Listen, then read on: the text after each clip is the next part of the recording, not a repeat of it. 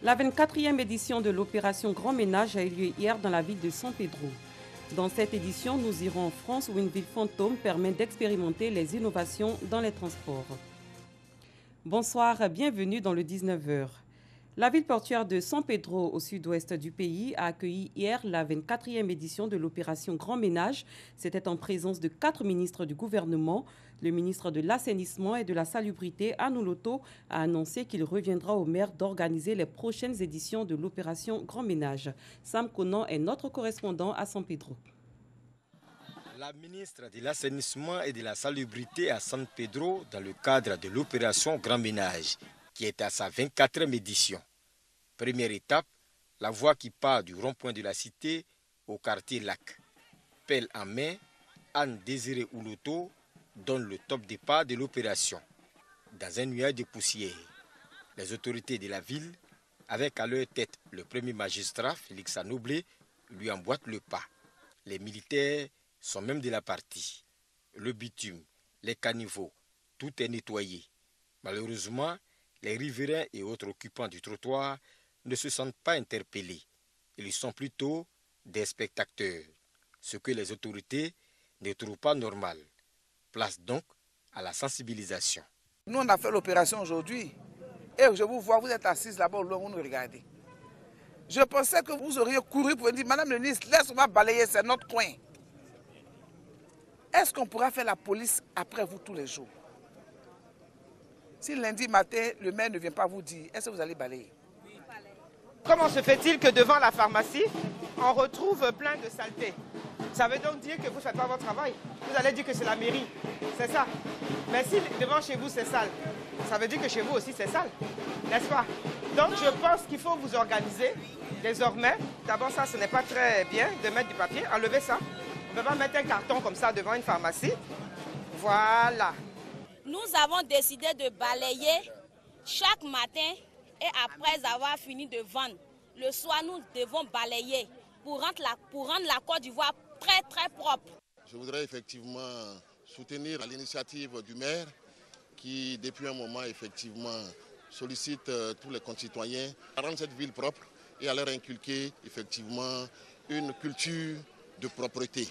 Après le rond-point de la cité, cap sur le carrefour Mori où tous les caniveaux sont bouchés par des déchets. L'opération ici consiste au curage de ces caniveaux. Le grand marché de la ville comme troisième étape de l'opération Grand Ménage à San Pedro. Balai en main, la ministre Anne Désiré Ouloto et le maire Félix Anoblé montrent l'exemple aux commerçants. Quatrième et dernière étape, la place à dos. Comme partout où elle est passée, la ministre de l'Assainissement et de la Salubrité a procédé à l'installation du comité régional de coordination pour la salubrité et l'hygiène. Elle a remis par la même occasion du matériel d'entretien et de nettoyage ainsi que des diplômes. Anne Désiré Ouloto se réjouit de la réussite de la 24e édition de l'opération Grand Ménage, même si la pluie s'en est mêlée vers la fin. Pour 2019, les choses ne seront plus comme par le passé, a indiqué la ministre Anne Désiré Ouloto. Désormais, il revient aux maires des communes d'initier et de convier le ministère de l'Assainissement et de la Salubrité à une opération Grand Ménage, a-t-elle ajouté. Félix Anoblé, le maire de San Pedro, a offert un véhicule qui va nettoyer les rues. Il a annoncé un concours du quartier le plus propre. Objectif, faire de San Pedro la ville la plus propre de Côte d'Ivoire. Parlons autonomisation de la femme, des associations féminines de la ville d'Alépé au nord-est d'Abidjan vont bénéficier de prêts auprès des microfinances, une aide pour accroître leur production d'attiqués. Cette initiative a été rendue possible par une ONG. Nous Sangaré, Dangui. Nous sommes à Montezo, village situé dans le département d'Alépé, région de la Mé. Dame Jacqueline est productrice de semoule de manioc, communément appelée attiqué. Cette activité, elle l'exerce dans le village depuis une vingtaine d'années. Chaque année, je fais champ de manioc. Maintenant, je me prends ça au champ, souvent en tara ou bien soit moto. Et puis j'enlève et puis j'enlève les pots de manioc. Et puis je pique. Maintenant, je mets en bas de machine. Et presque, j'enlève l'eau. Maintenant, je tamise. et puis je donne grain. Une activité génératrice de revenus qui lui permet de subvenir à ses besoins et à ceux de ses enfants. Quand j'ai fini de préparer, je vends. Si je vends, que ça finit bien, soit il y a 30 000, soit il y a 40 000. Ça me permet de prendre en charge. Je me nourris mes enfants. Oui, ça me soulage. À Montezo, tout comme dans le département d'Alipé, la production de la tiéké est la principale activité des femmes. Cependant, elles rencontrent d'énormes difficultés pour accroître leur production. Problème de machine pour écraser la tiéké et pour presser aussi. On n'a pas d'argent et puis encore activité. Si tu n'as pas l'argent aussi, comment tu vas avancer ton activité? Si que moi comme ça, j'ai beaucoup d'enfants. Je dois travailler beaucoup. Je travaille beaucoup, mais je ne m'en sors pas. Je ne sais pas comment faire. Donc j'ai besoin de moyens. Quelqu'un peut nous aider à faire ce qu'on pense aussi. Aujourd'hui, ces choses faites, ces femmes sont légalement constituées en association. Elles pourront désormais bénéficier des microfinances. Une initiative rendue possible grâce à l'ONG Terre Arbre au Mavi. Le message que je lance à l'endroit des femmes, c'est d'en faire bon usage. Parce qu'aujourd'hui, se constituer en association formelle, c'est un outil fort qui permet de frapper à la porte des financiers et de contribuer au bon déroulement de la société. Parce qu'en étant unis, on est toujours fort. Saint-Audier, directeur général de l'économie et par ailleurs chef du village de Montezo, parrain des différentes associations naissantes, a invité les femmes à cultiver les valeurs de paix, d'amour et de partage, gage de tout développement. C'est un premier pas important pour nous, pour les accompagner dans ce sens. On peut se mettre ensemble, même en ayant des idées différentes, parce qu'on a un projet de développement pour pouvoir arriver à avoir des ressources et à se prendre en charge.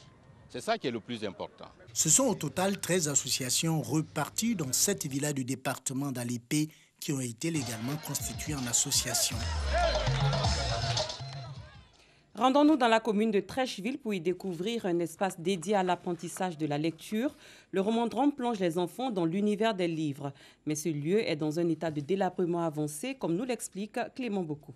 Le Romandrome est une bibliothèque sociale intéressante. On nous apprend à lire, à écrire, à faire plein de choses. Ça m'a permis de pouvoir bien lire, pouvoir bien m'exprimer, pouvoir bien dire les liaisons, les verbes. Ce lieu de rendez-vous des tout-petits avec le savoir est aujourd'hui l'ombre de lui-même. Espace exigu, toiture délabrée, toilettes inexistantes. C'est le visage sombre que présente le Romandrome. C'est sur fond propre que le promoteur a débuté l'aventure en 2003. Aujourd'hui, le Romandrome est un espace didactique beaucoup fréquenté par les enfants de Trècheville.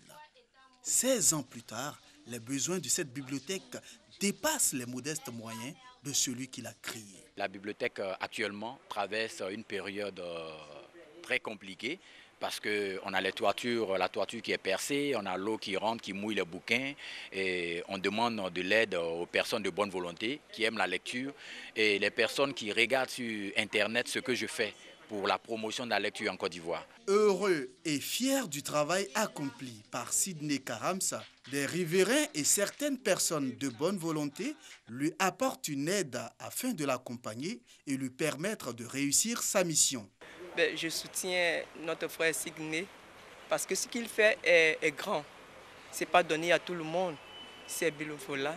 Il aime bien les enfants, tout le monde aime les enfants. Au lieu de laisser les enfants traîner dans la rue, lui il les récupère, il les éduque à sa manière. C'est vraiment grand devant l'Éternel. Sidney Karamsa a bravé son handicap pour sillonner tous les quartiers de la commune de Trècheville afin de partager sa passion pour la lecture avec les enfants. Son rêve qu'un jour, un espace plus grand, entièrement équipé, lui soit octroyé, cela en vue d'intéresser davantage les tout-petits à la lecture. En religion, le Maolid, commémoration de la naissance du prophète de l'islam, a été célébré au quartier Anador dans la commune d'Abobo.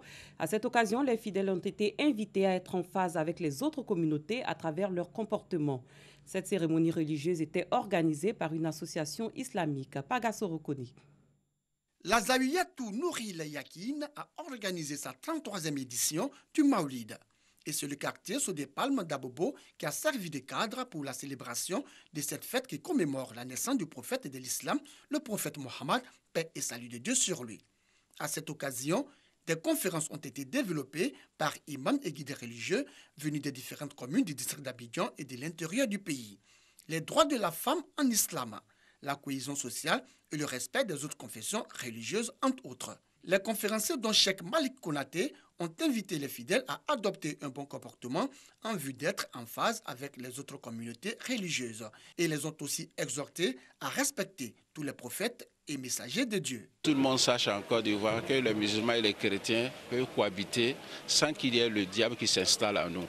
Donc à partir de là, il faut que les musulmans en particulier sachent que les chrétiens et les non-musulmans sont des êtres humains comme nous.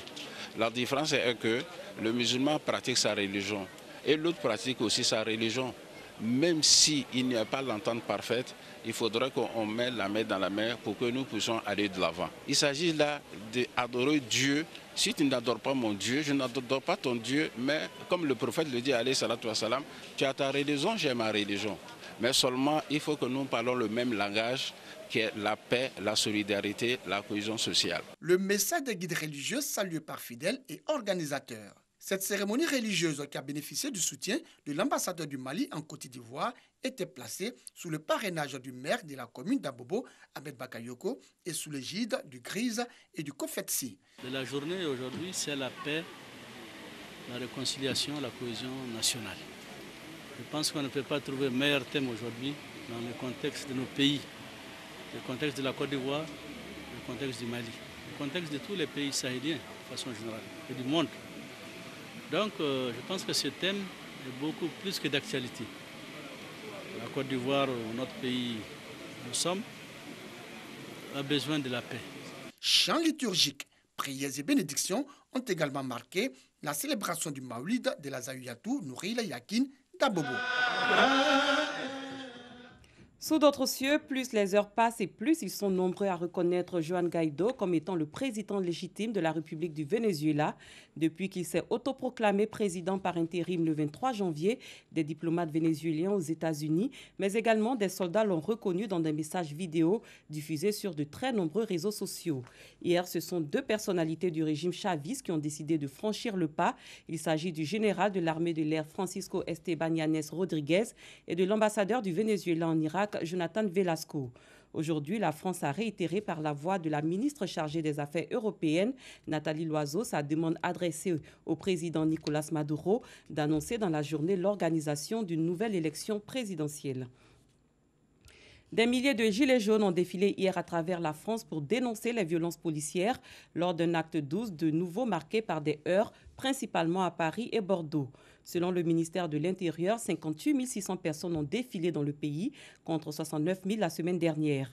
Des chiffres officiels régulièrement contestés par les gilets jaunes. Dangui.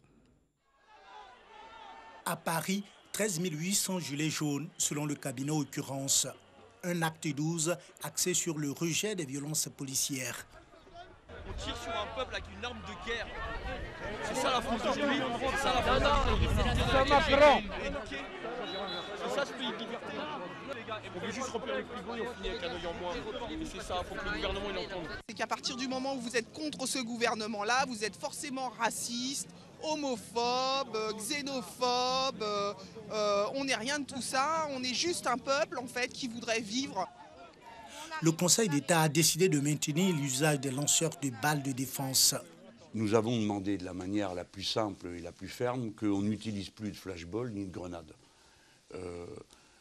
Quels que soient les arguments qu'il croit bon de mettre sur la table, nous avons l'argument de la démonstration des conséquences de cette violence. Et lui fait comme s'il n'y en avait pas. Toujours en France, mettons le cap sur Transpolis où s'élabore la mobilité de demain. Cette ville fantôme située à une cinquantaine de kilomètres de Lyon permet d'expérimenter les innovations dans les transports, en particulier sous l'angle de la sécurité. Christiane Cogby, Clément Beaucoup. Une ville sans embouteillage. Bienvenue à Transpolis, une ville fantôme dans l'air où sont testées les mobilités du futur. Cet ancien site militaire permet d'essayer navettes autonomes et équipements intelligents. Donc nous avons fait 30 hectares de ville, ce qui n'existe nulle part ailleurs en Europe d'un point de vue infrastructure. Cette ville elle est entièrement connectée avec 300 km de fibre optique, la 5G, des équipements de la route, mais également en termes d'énergie avec 2000 kWh de puissance qui permettent de charger des flottes de véhicules lourds, camions, bus et jusqu'aux véhicules légers. Cette navette autonome sera bientôt mise en service dans la banlieue de Lyon. Ainsi s'achève cette édition. Merci de l'avoir suivi. Très bonne soirée. Je vous retrouve demain à la même heure.